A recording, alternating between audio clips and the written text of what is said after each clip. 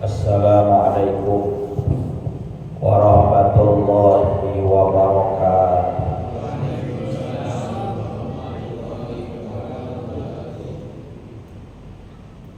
Bismillahirrahmanirrahim. Alhamdulillahi rabbil alamin. Allahumma salli wa sallim ala sayyidina Muhammadin wa ala alihi wa sahbihi ajma'in, amma ba'd. Fa inna asdaqal hadisi kitabullah wa khairal hadi hadi sayyidina Muhammadin sallallahu alaihi wasallam wa syarrul umuri muhdatsatuha wa kullu muhdatsatin bid'ah wa kullu bid'atin dalalah wa kullu dalalatin finnar. Subhanaka la ilma lana illa ma 'allamtana innaka antal alimul hakim. Rabbi shrah li sadri wa yassir li amri wa hlul 'uqdatam min lisani yafqahu qawli. Yang sama-sama kita hormati dan muliakan guru kita Ustaz Dr. Andes Haji Asman bin Haji Abdul Rahim, Bapak-bapak hadirin jamaah yang dimuliakan oleh Allah. Alhamdulillah kita masih bisa merasakan berbagai nikmat dan karunia pemberian Allah. Mudah-mudahan berbekal nikmat tersebut senantiasa kita bisa menambah kualitas dan kuantitas amal ibadah guna dijadikan sebagai bekal menuju kehidupan akhirat nanti. Kita awali pengajian ini dengan baca suratul Fatihah. Kita niatkan pahalanya sampaikan kepada pengarang kitab yang kita kaji, yaitu Al-Habib Abdullah Al-Haddad Al-Hadrami Asy-Syafi'i, juga kepada orang-orang yang telah berjasa mewakafkan harta dan tanahnya untuk kepentingan masjid kita ini, pada orang-orang tua kita, kakek nenek kita, sanak famili, saudara serta guru-guru kita yang telah meninggal dunia, wabil khusus mereka yang pernah menyebarkan ilmunya di tempat kita, di antaranya almarhumah Kiai Haji Ahmad Rifyat Hidayat LC, almarhumah Kiai Haji Abdul Rashid bin Haji Muhammad Siti, almarhumah Kiai Haji Abdul Rahim bin Haji Muhammad Siti, almarhumah Kiai Haji Anwar bin Haji Muhammad, almarhumah Kiai Haji Abdul Rahman bin Haji Salihun. Semoga Allah Subhanahu wa taala ampuni segala dosa dan kesalahannya. Allah terima amal ibadahnya. Allah jadikan kuburnya raudhah min riyadil jannah. Bidiyatul qabul wa bijahir rasul. Al-Fatihah.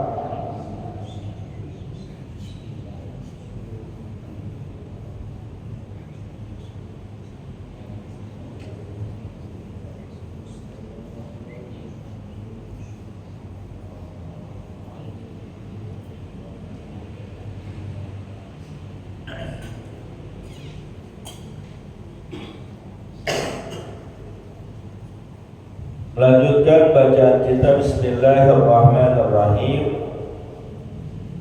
Wabil bukuri ilal jumu'ati wa aqallu dhalika antaruha qubailaz zawali aw ma'ahu wa laysa minas sunnati ta'khiru sholatil jumu'ati hatta yamdiya nisful waqti, balis sunnatu an tusalliya awwala waqti zuhri kama kana alaihi salatu wassalam yaf'alu dhalika.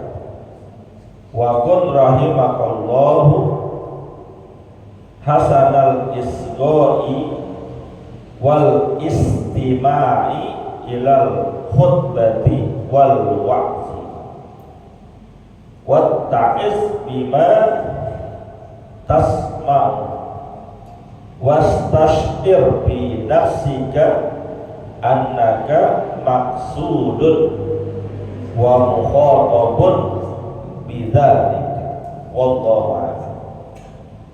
Jamaah yang dimuliakan oleh Allah Subhanahu wa taala, masih melanjutkan pembahasan kitab An-Nasaihud Diniyah wal Wasaya Al-Imaniyah pada pembahasan tentang sunnah-sunnah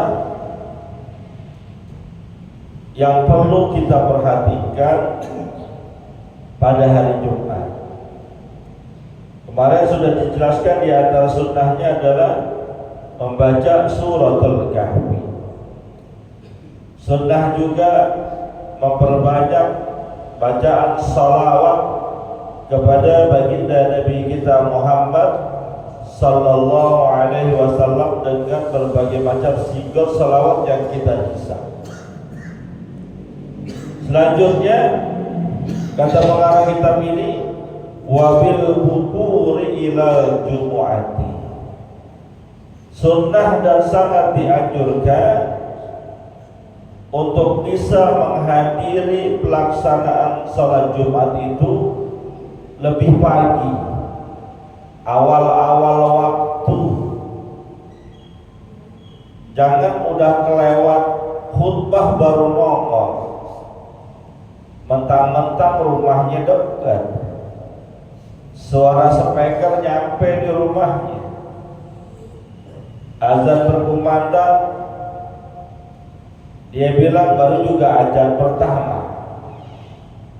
lanjut azan kedua, dia jauh lagi baru juga azan kedua. Khutbah sudah disampaikan, dikasih tahu sama bininya, bang udah khutbah tuh, kapan mau berangkat sholat Jumat? Belum juga habis khutbah. Khutbah udah habis, khatib udah bilang ibadallah, innallaha ya'muru bil 'adli wal ihsan, udah di penghujung baru buru-buru datang, belum wudu lagi. Nyampe masjid udah sholat dia baru ambil wudu. Yang begitu itu termasuk dalam kategori melalaikan sholat Jumat, karena senggang waktunya, gak ada kerjaan, kecuali memang ada pekerjaan yang urgent darurat, mungkin bisa dimaafkan. Berangkat di awal waktu.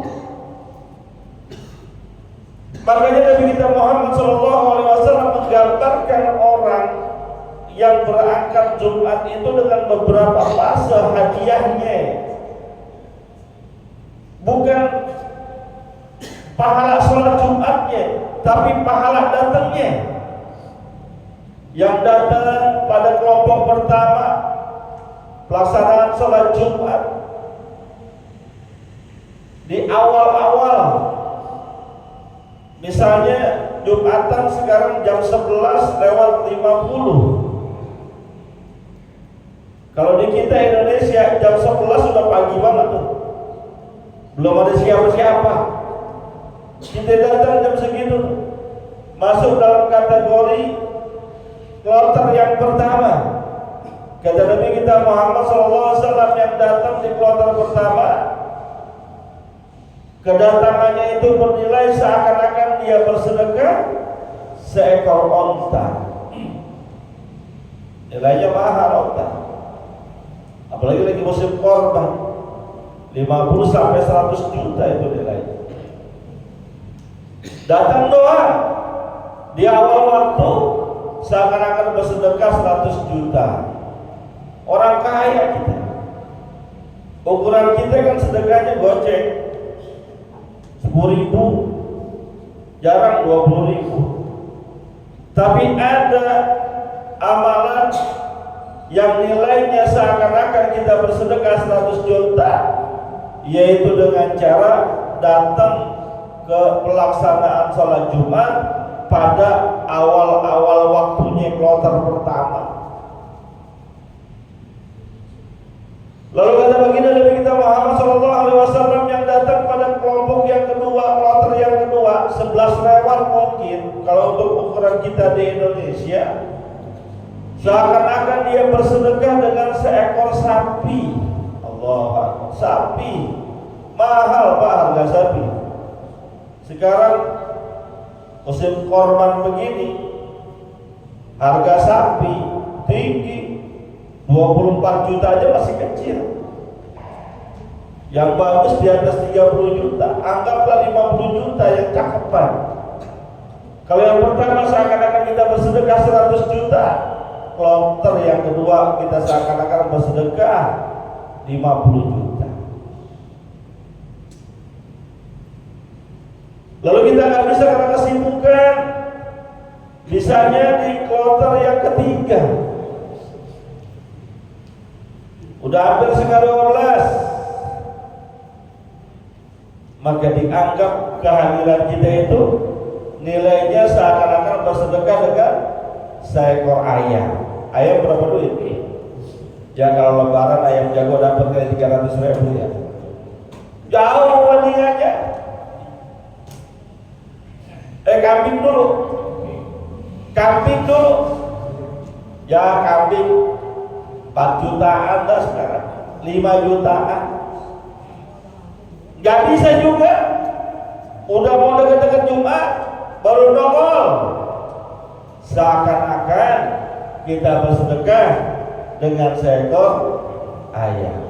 Sampai yang terakhir dianggap seakan-akan bersedekah sebutir telur. Sampai kapan? Sampai azan berkumandang, sampai masuk waktu.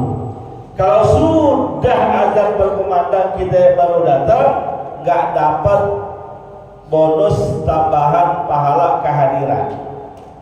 Batasannya azan. Kita baru duduk, baru nyampe masjid, azan masih dapat tuh telur, lumayan telur juga. Nah kalau bisa kan yang super kita dapat di awal-awal waktu. Yang saya katakan tadi kalau untuk ukuran Indonesia sekarang mungkin jam 11. Tapi kalau di Mekah, di Madinah jam 11 kita udah datang telat. Boro-boro di emper masjid, di jalanan juga belum tentu. Jam 9 udah rame. Jam 10 udah tutup. Maka masjid-masjid di Indonesia rata-rata ngikutin di Arab Saudi kalau Jumatan. Kita datang ke Masjid Makkah, Masjidil Haram Makkah, Masjidil Haram Madinah, Jumatan jam 10 udah nggak bisa masuk, nggak bisa masuk ke dalam. Sama masjid kita juga begitu. Datang coba masjid hari Jumat jam 10 udah nggak bisa masuk. Hah? Oh masih digembok. Marwatnya juga belum datang.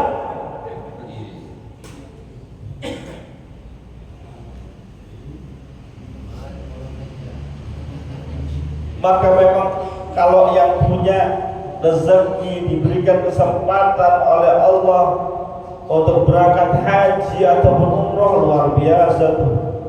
Giroh semangat ibadah kita luar biasa, ke bawah ke ikut. Yang biasa kita di sini datang Jumatan setengah 12, di sono jam 9 udah rapi kita, udah gelar, kalau mau sejadah udah gelar sejadah. Ada yang habis main subuh kagak pulang lagi, terus aja di sini. Saking pengennya dapat di saf pertama dalam pelaksanaan sholat Jumat. Ada kawan saya begitu, gue pengen tahu khotibnya naiknya di mimbar sebelah mana katanya. Kan mimbarnya gak kelihatan. Habis sholat subuh dia gak pulang lagi, diem aja sini. Dapat saf-saf barisan paling depan. Ayolah minimal kita tuh jangan sampai kelewatan. Makanya kata pengarang kitab ini, wa aqallu dzalika antaruha qubailaz zawali aw ma'hu. Paling minimal banget, ini standar minimal, kalian datang ke masjid untuk melaksanakan sholat Jumat, dikit lagi mau azan, kubailah. Dikit lagi mau azan, udah nyampe di masjid, minimal. Yang bagus awal-awal.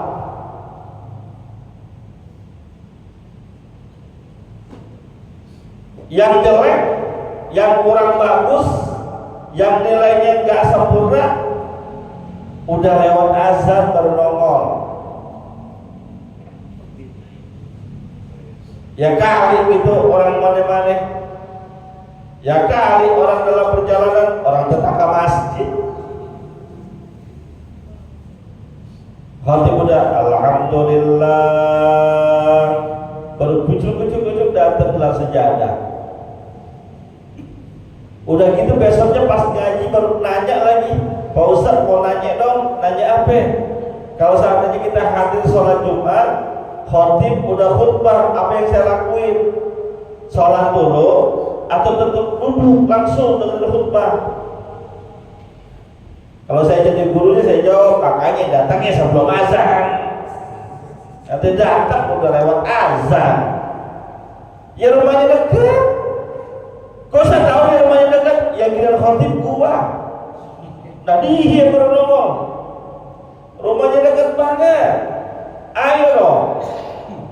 Kalau orang-orang dulu masya Allah.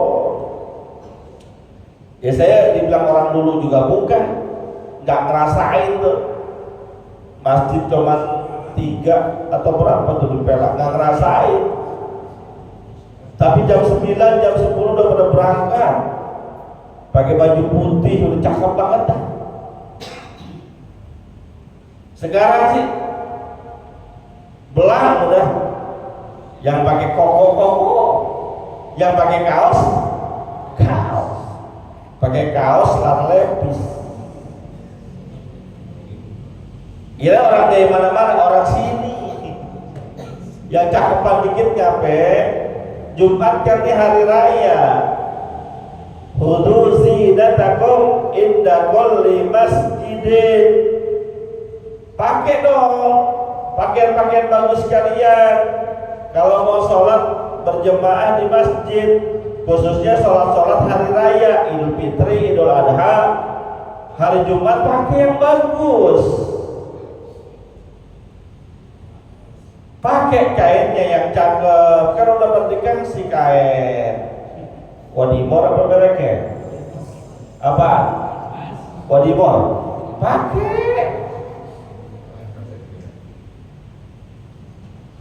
Pakai baju kokonya. Gak ada yang putih Pak Ustadz, emang saya gak demen. Yang lain gak apa-apa pakai warna lain. Pecinya pakai. Saya mau pakai sorban Pak Ustadz, tapi malu. Emang apa? Saya belum pernah haji, belum pernah umroh. Emang sorban buat yang udah haji doang, sama umroh doang? Kagak.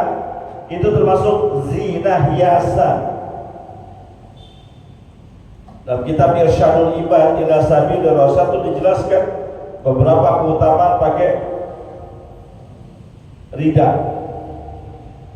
pakai selendang. Kalau yang di Gubet sini imamah. Sekarang praktis yang di Gubet sini udah ada yang tinggal pakai, gak pakai di Gubet lagi. Harganya 37.400 kalau di TikTok. Orang gue belinya di situ. Udah beli pakaian cakep ngapain?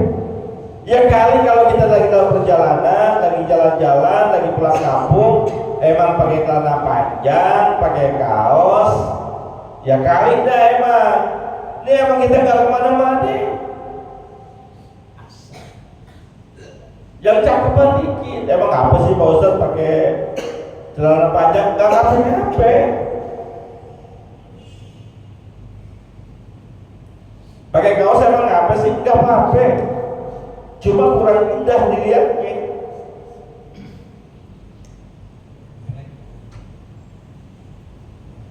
Datang awalan, pakai baju bagusan, semprotin minyak wangi.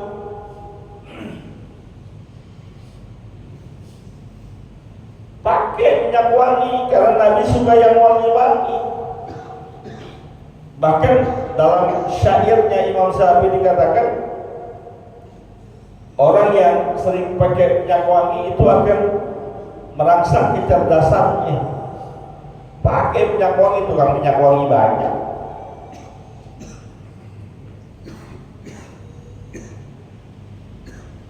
Di keliling kita banyak tukang minyak wangi. Pakai. Yang semprot boleh nggak Pak Ustadz yang semprot? Boleh nggak? Walaupun ada sebagian ulama yang nggak memperbolehkan karena khawatir ada nilai alkoholnya, tapi sebagian yang lain, termasuk yang mayoritas mengatakan boleh.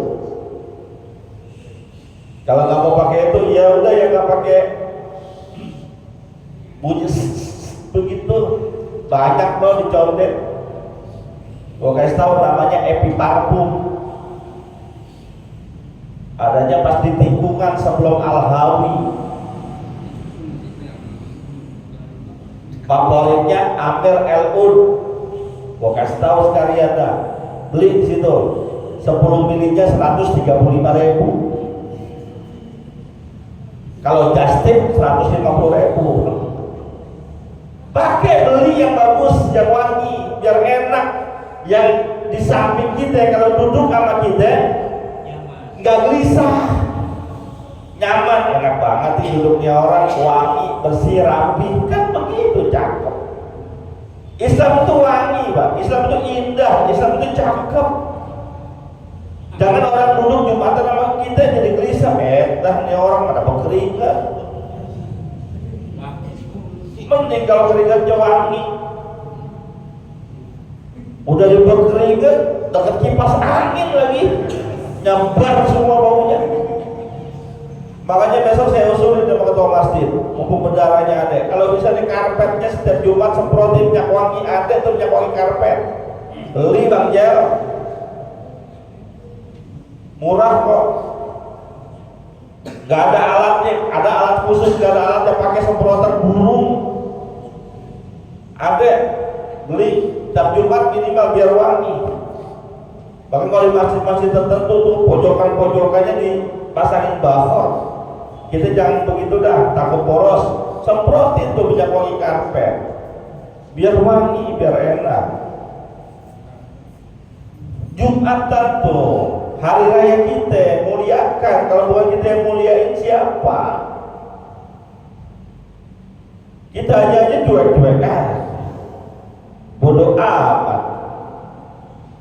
Jumatan akhir waktu, datang paling belakangan, pulang paling duluan, nungguin di bawah tangga, nungguin Jumat berkah. Nggak salah sih, tapi kurang pantas. Yang cakep berangkat awalan, pulang belakangan. Ketika menginjakkan pertama kali kakinya di masjid, langsung nawaitu an a'takifa fi hadzal masjid lillahi ta'ala, niat iktikaf. Sehingga ketika kita berdiam di masjid nungguin pelaksanaan salat Jumat udah dihitung ibadah, belum lagi dapat pahala nungguin waktu sholat. Kitanya nggak ngapa-ngapain, nggak zikir kependudukannya, tapi argonya, nilainya dicatat oleh malaikat Allah sebagai orang yang sedang beribadah, sebagai orang yang sedang sholat. Karena menunggu pelaksanaan sholat dianggap sholat juga. Begitu orang yang punya kekhawatiran dengan kehidupan akhiratnya, fokus.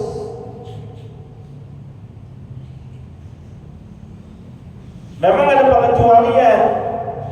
Kalau khatib dianjurkannya boleh belakangan. Mau dekat-dekat lagi pelaksanaan baru nongol. Tuh salah satu anjurannya. Kalau kita khatib Ustaz juga bukan di belakang nyender, khutbah disampaikan ngobrol lagi.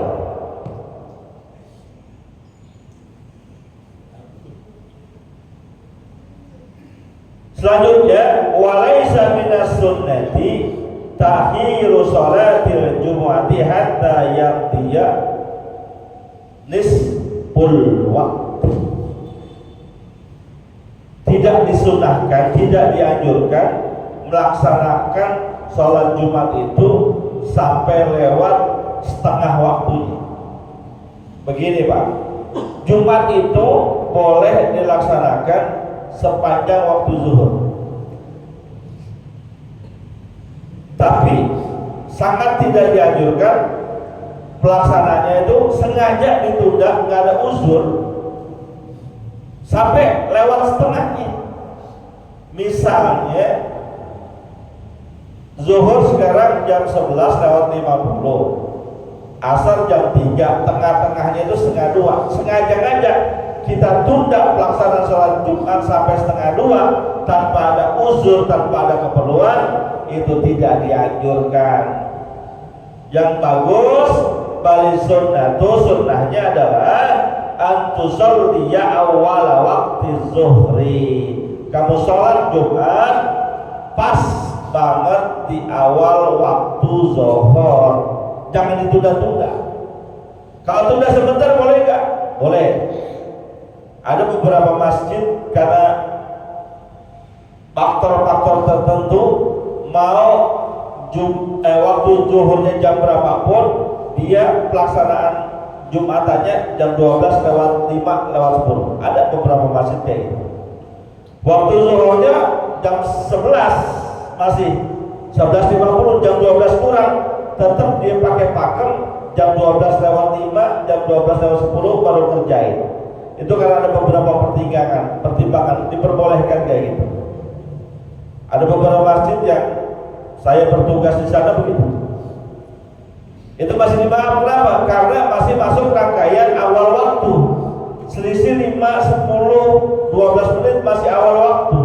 Yang sangat tidak dianjurkan kalau udah setengah lewat. Jam 1 baru mulai Jumatan. Kelewatan. Yang lain udah kemana-mana dia baru mulai. Gak dianjurin begitu. Beda dengan sholat Id. Sholat Id masuk waktunya waktu duha. Anggap sekarang 6:30 udah mulai melaksanakan sholat Id. Lalu ada yang pengen ngelaksanain 7:30, gak apa-apa, gak pahis, gak jelek. Tapi kalau sholat Jumat waktu zuhurnya jam 12 misalnya, sengaja-ngaja ngerjain jam 1, setengah 2, itu gak bagus. Gak ada uzur yang diperbolehkan.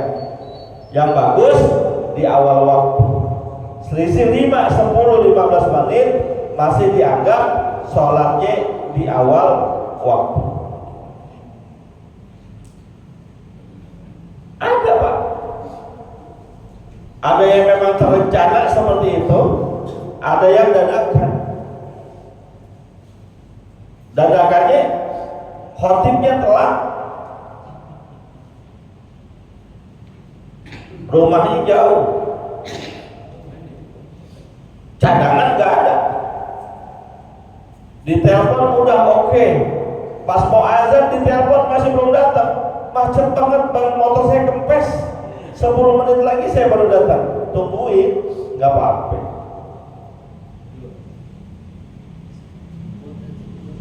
Ya ini pernah kejadian, saya ngerasain 2 kali kejadian. Mohon maaf ya, saya cerita. Pertama di Masjid Al-Anwar. Di Masjid Al-Anwar, seingat saya, jadwal seharusnya itu almarhum Kiai Haji Abdul Aziz Siddiq, tapi beliau sudah meninggal. Jadi jadwal beliau, terus beliau sudah meninggal, digantikan dengan yang lain. Ternyata yang diganti ini lupa, yang menggantikan ini lupa. Di Al-Anwar itu biasanya kalau khotib-khotib dadakan gak bisa, pasti saya yang dihubungin. Hari itu saya dapat musibah. Musibahnya saya main bola jatuh ke Rio. Jadi waktu saya masih ngajar di Darussalam Poncol sana. Jadi ketika itu Jumatan akhirnya saya ke rumah mertua saya di Urut. Kira-kira jam 11-an Bang Alam WA saya, kalau bisa hadir ya, karena jadwal seharusnya si Ki Abdul Rosid almarhum digantikan dengan beliau tidak ada konfirmasi, tapi waktu itu dari bilang iya. Saya bilang saya nggak janji Bang Alam karena kondisi saya jatuh. Dilalah azan udah berkumandang, khotib belum datang. Mungkin satu yang masih ingat. Akhirnya udah azan kemana-mana, khotibnya belum datang. Akhirnya saya ditelepon. Kebetulan saya udah mau jalan ke masjid yang terdekat dari rumah mertua saya. Saya bilang, saya bincang ini, udah mau Ustaz datang juga, bagaimana caranya? Akhirnya saya cari siapapun, saya sampai untuk nganter sini sampai masjid sini yang udah pada khutbah, dia belum aja. Saya datang bincang-bincang beberapa tahun yang lalu, ingat kan Santoyo? Pernah kejadian kayak gitu. Tertunda pelaksanaan sholat Jumat, ya karena faktor tertentu, itu nggak apa-apa. Satu lagi, ini zaman saya masih kuliah, dan ada berkahnya sih setelah itu. Kalau dari sini perapatan Mangga Besar yang Pasar Minggu, belok kiri Pasar Minggu, lurus sebelah kanan ada masjid namanya Al-Wusta. Saya saat kuliah akhir lah, Jumatan di situ, karena mepet Jumatan di situ. Waktu udah masuk, tapi belum mulai. Saya lihat kok bagian depan gerasak gerusuk. Ya karena saya dekat, saya tanya, bisik-bisik, kenapa sih? Khotibnya nggak datang, sakit. Tidak terkonfirmasi semua. Ya udah. Ternyata yang biasa badalin nggak ada, yang hadir pengurusnya nggak biasa khotib. Udah lewat, sama udah azan kemana-mana. Saya nekat waktu itu, Bapak izinin nggak saya khutbah? Saya sebutin, saya mahasiswa yain segala macam lah. Bisa khutib, adek? Bisa lah kalau khutib doang ya. Ya kan, minimal gue baca aja begitu. Ya udah kalau Bapak ada bisa nggak apa-apa. Coba saya bilang, saya pakai ini ya namanya orang lagi kuliah, celana panjang sama biasa meja. Itu ada, nggak bisa. Ya udah bismillah, khotib dadakan saya. Ya lagu-lagunya zaman itu kan. Yang penting rukunnya syaratnya selesai udah. Tertunda tuh karena uzur. Hikmahnya apa ya? Sampai sekarang bisa jadi khotib di situ. Itu ada hikmahnya juga jadi. Ya orang nggak kenal saya, cuma karena pernah dadakan jadi khotib, jadi terus-terusan begini ya. Nah kalau yang selisih-selisih kayak gitu nggak apa-apa. Yang nggak boleh sengaja nunda-nunda tanpa ada unsur. Maka semua masjid saya sarankan minimal punya satu pantekan untuk jaga-jaga seandainya khotibnya berhalangan hadir. Sudah terkonfirmasi, iya ternyata dilalah dia kecelakaan, dilalah motornya dan sebagainya. Ya saya cerita lagi di Anwar, saya pernah berturut-turut 3 kali jadi khotib. Berturut-turut, Jumat 1 saya, Jumat 2 saya, Jumat 3 saya. Pernah. Kenapa? Di antaranya ada khotib yang sudah terkonfirmasi datang, pas hari H-nya kagak datang. Bagus, saya praktekin di situ. Ya mau nggak mau naik. 3 kali berturut-turut, rekor itu lumayan. Maka harus dipraktekin, minimal siapkan di sini buku khutbah Jumat. Sehingga kalau yang memang nggak biasa tinggal baca aja karena rukunnya sudah terpenuhi di sini. Jalan doang juga sudah saya saranin taruh. Nanti kalau memang dadakan banget nggak bisa siapa aja naik udah. Jadi daripada ngajar Jumatan kan nggak boleh.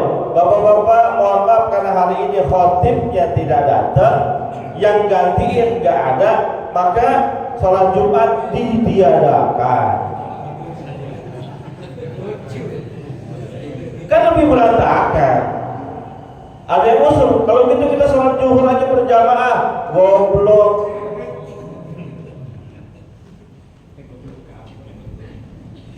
Ayo semua belajar, karena secara prinsip khutbah itu yang penting terpenuhi syarat dan rukun khutbah.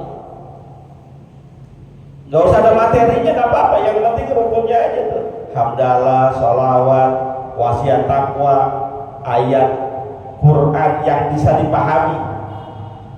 Jadi bacaan khotib itu baca ayat Quran yang bisa diartikan, yang bisa dipahami. Misalnya wasari'u ila maghfiratin min rabbikum wa jannatin arduhas samawati wal ardu uiddatil muttaqin, itu dipahami bisa. Jangan ayat Quran yang nggak bisa dipahami. Misalnya qala Allah Ta'ala alif lam mim, nggak boleh. Kenapa? Karena kalimat alif lam mim di semua kitab-kitab tafsir itu tidak ada yang bisa menafsirkan secara jelas. Rata-rata mereka mengatakan Allahu a'lamu bi muradihi bidzalik, atau qala Allah Ta'ala Yasin, nggak boleh. Harus ayat Quran yang dipahami, walaupun nggak ada hubungannya dengan teks materi khutbah kita. Qala Allah Ta'ala alhamdulillahirabbil alamin arrahmanir rahim maliki yaumiddin, boleh.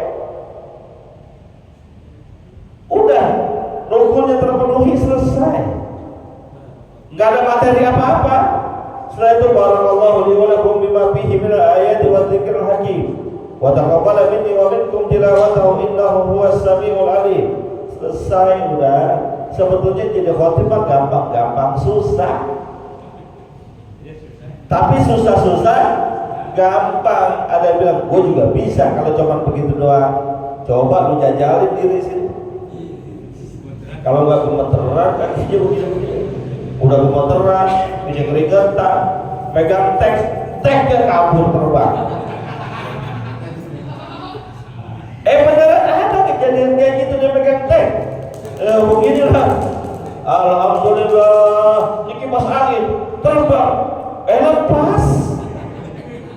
Awas, jangan disepelein. Makanya yang masih muda-muda, ustaz-ustaz pelajari yang benar. Kalau perlu didelesin, dipantek gitu. Tuh khotib-khotib dulu, didelesin dulu di depan gurunya. Di depan gurunya udah bisa baru, jangan main naik-naik aja. Baik, kalau di pesantren itu ada budaya yang namanya muhadharah, latihan ceramah, latihan tabligh di depan santri yang lain, di depan gurunya. Itu sebetulnya sebagai tasbih, supaya nanti kalau dia terjun di masyarakat bisa. Ini kagak, tahu-tahu muncul khutbah belum pernah ditasbih, mentang-mentang suaranya cakep, main suruh khotib aja, rukunnya nggak tahu, syaratnya dia kagak tahu, dia pikir gampang, akhirnya rukunnya nggak kebawa dengan sempurna. Ayo pelajari yang penting. Selanjutnya, nah ini penting nih. Wa qul rahimakallah hasanal isgha'i wal istima'i ilal khutbati wal wa'zi. Nih, kalian semua nih yang hadir sholat Jumat, jadilah kalian pendengar dan pemerhati yang baik dari khutbah yang disampaikan oleh khatib. Istima itu mendengarkan dengan sesama, dengan penuh perhatian. Jangan tidur.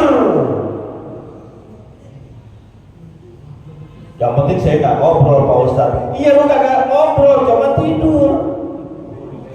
Sama gila lagi.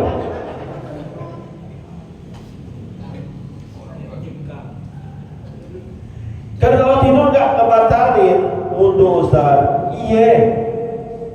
Kalau pembahasannya fikih, pembahasannya wudu, tidur yang berketetapan, yang mohon maaf dudukan pantat kita rapat, tetap nggak batal wudu, kecuali ngejengkang sampai angkat pahanya batal wudunya. Tapi kalau khutbahnya, kan Nabi yang bilang waman masal haso pakon lago. Zaman dulu masjid nggak ada karpetnya,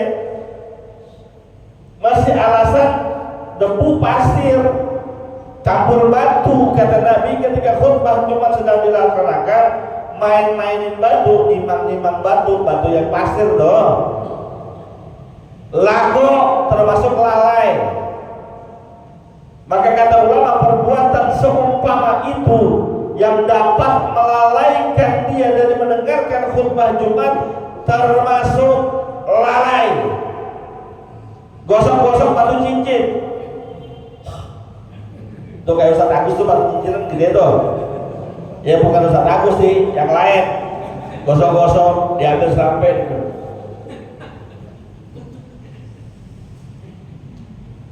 Gak dengerin, berarti gak fokus. Jangankan begitu, ente muter tasbih, lagi khotib, tasbih, kita zikir gak boleh, kita selawat gak boleh. Saat itu amalan yang benar buat kita jemaah, ketika khutbah sedang dilaksanakan, dengerin.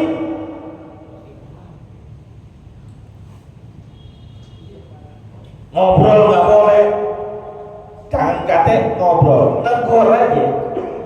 Negor yang lagi berisik itu termasuk yang terlarang. Idza qulta li sahibika ansib yaumal jumu'ati wal imamu yahtub faqad lagauta. Jika kalian berkata kepada yang ada di sekitar kalian, jangan berisik. Tapi keadaannya imam lagi khutbah, khotib lagi menyampaikan khutbahnya, pakot lagauta, itu udah masuk lalai juga. Terus apa sih? Dengerin khotib. Kita begitu, maksudnya baik. Ada yang ngobrol, itu gak boleh. Bagaimana Pak Ustadz negornya? Lempar aja rekal. Jangan juga. Makanya MC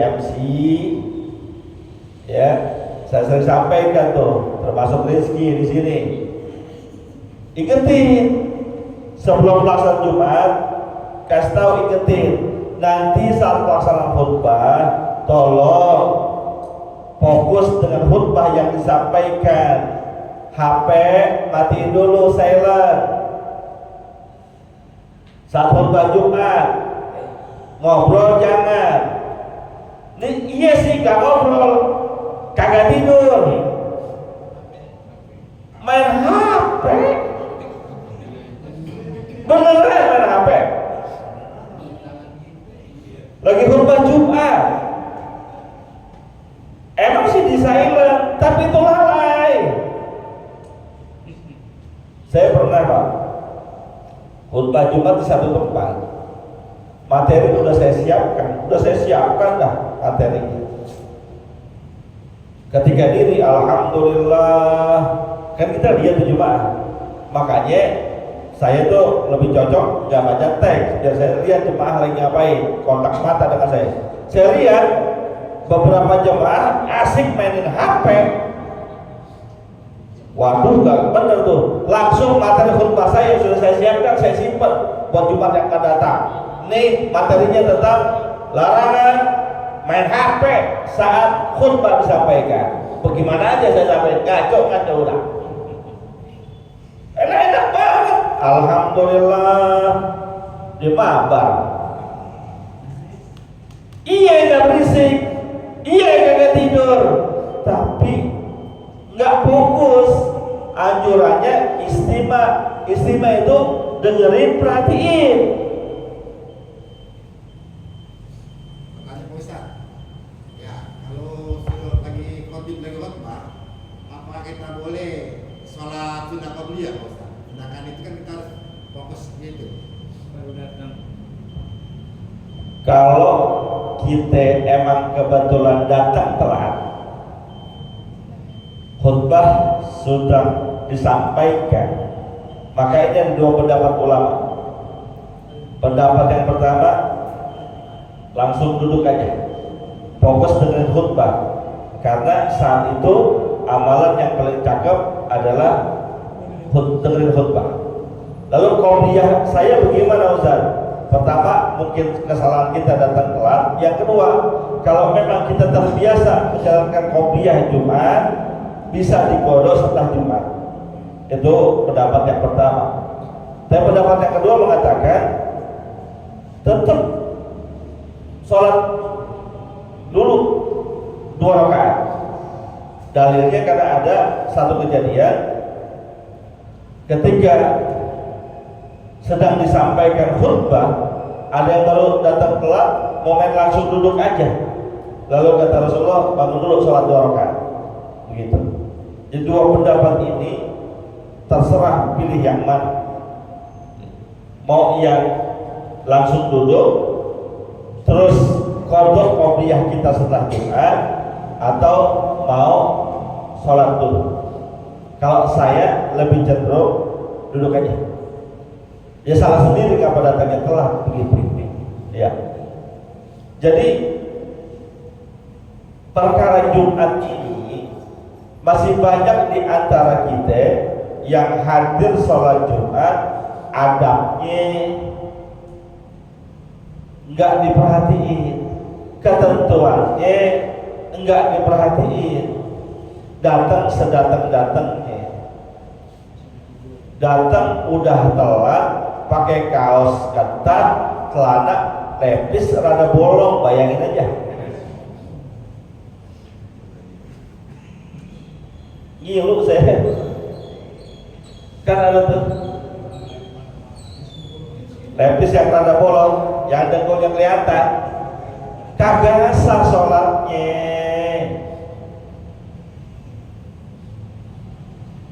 Tegur, kasih tahu, bilangin. Tapi emang ya itu karena nggak belajar. Kan saya pernah aja ceritain ya, saya pernah sholat di mall. Sholat di mall berbarengan dengan orang yang sholat celananya model kekinian, bolong-bolong sampai paha. Selesai sholat saya bilang, Pak, mohon maaf sholatnya nggak sah karena ini auratnya nggak ditutup, kebuka di bagian pahanya. Iya Pak, iya. Sebaiknya sholatnya diulang Pak. Tapi gimana Pak? Dan kalau saya begini, tuh ada sarung Pak. Pak sarung dah. Oh iya. Saya kira dilepas selamanya dipakai sarung. Kagak. Sarungnya diikat di sini. Beneran. Saya yang ngerasain. Saya yang lihatin. Dalam hati saya, bener sih. Ketutup auratnya. Cuma ngapain begitu? Kan kalau dipakai sarung enak, biar beneran dikit. Dia dalamnya pakai celana juga enak. Diikat di sini. Di sini bolong juga, dua-duanya diikat. Allahu Akbar. Sah gak? Sah kalau udah ketutupan. Tapi gak begitu caranya.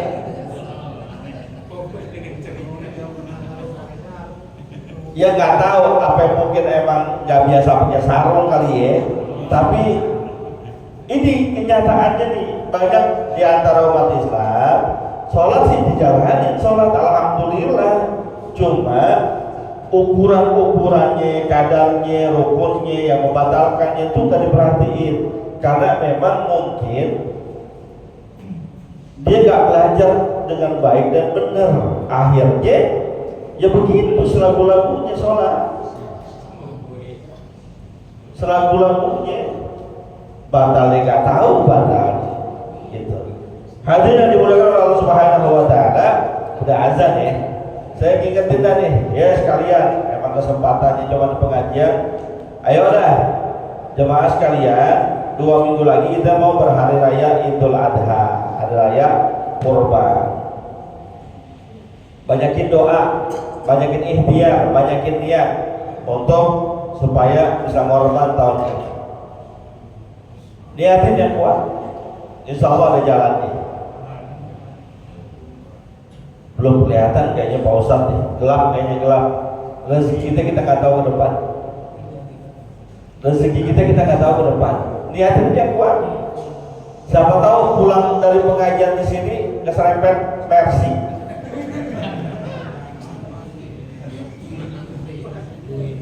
Yang nyerempet bos. Maafin. Udah nih sebagai ganti ruginya 100 juta. Alhamdulillah orang kelenger. Ya nggak begitu juga sih.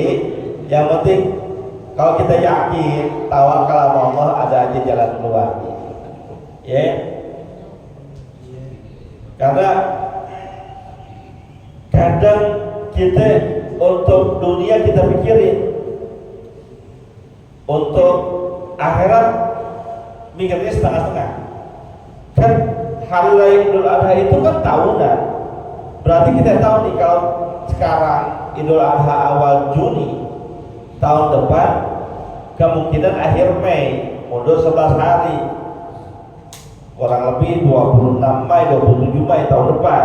Karena kita udah tahu tuh. Maka yang kita sudah tahu urusan akhirat ini persiapin. Kalau untuk urusan dunia kadang-kadang kita pikirin, anak kita sekarang kelas 5 di sekolah, tahun depan kelas 6. Kelas 6 bayarannya pasti lebih banyak. Anak kita sekarang kelas 2 SMP, tahun depan kelas 9, pasti bayarannya lebih banyak. Kita pikirin tuh, kita usahain. Tapi akhirat kadang-kadang kita nggak pikirin. Maka ayolah, ya saya selalu menyampaikan bahwa Bapak niatin yang kencang, pengen korban tahun ini. Udah pokoknya dalam hati gue pengen korban, bagaimana caranya? Ya mudah-mudahan setelah niat kita yang kuat, kita doa kepada Allah Subhanahu wa taala, Allah kasih rezekinya, Allah mudahin. Ada aja jalannya insya Allah. Karena bukan di masjid kita doang, hampir teman-teman saya yang pengurus masjid itu lagi pada puyeng Pak. Spanduk udah dari jauh-jauh hari dipasang, panitia udah keliling-keliling, udah gerilya, ustadznya udah disuruh ceramah tentang korban aja, udah ustadz kalau ceramah korban aja, udah korban. Setiap pas Jumatan temanya tentang korban aja Ustaz. Tetap aja yang daftar belum banyak, kan puyeng. Pengurus masjid kan puyeng ya, yang daftar baru 7. Hewan yang dipanjarin udah 3, bagaimana kagak puyeng? Kalau 3 kan minimal 21, ini baru 7, puyeng deh. Ayo dah, kita hilangin kepuyengan panitia, ikhtiar, doain yang kuat buat diri kita supaya bisa korban tahun ini. Insya Allah ada jalannya. Insya Allah ada jalannya. Saya lihat ini tampang-tampang pengen masuk surga soalnya. Pengen nggak masuk surga? Pengen nggak masuk surga? Iya kan? Tampang-tampang pengen masuk surga kan? Bener nggak? Saya tanya, yang masuk surga orang pelit apa orang dermawan? Hah? Orang pelit apa orang dermawan? Gak ada Pak, orang pelit masuk surga gak ada. Al-Bahiru la yadkhulul jannah, orang pelit gak bakal masuk surga. Nabi yang bilang kalau pelit gak bakal masuk surga. Ini tampang orang masuk surga semua. Syaratnya dermawan, berbagi, datang, syariat korban, ayo usahain. Naik level Pak. Kalau tahun kemarin, 2 tahun yang lalu level kita masih penerima, tahun ini harus berkorban begitu. Naik level kita. Tahun kemarin penerima kupon, 2 tahun yang lalu penerima kupon, 3 tahun yang lalu penerima kupon, sampai 10 tahun yang lalu derajat kita penerima kupon. Hari ini masih terima kupon juga. Ya saya nggak bisa bilang apa-apa dah. Nggak ada peningkatan. Makanya dipikirin, diusahain. Kalau sudah kita pikirin, diusahain, gak ketemu juga tahun ini, niatin tahun depan. Caranya sisihin dari uang yang kita punya sehari, goceng misalnya, ketemu insya Allah. Ya Pak ya, sekali lagi ayo dah 2 pekan lagi hari raya Idul Adha, ayo kuatin, niatin, kencengin, doain apapun kita untuk syariat agama Allah Subhanahu wa Ta'ala. Mudah-mudahan Allah menggunakan. Al-Fatihah.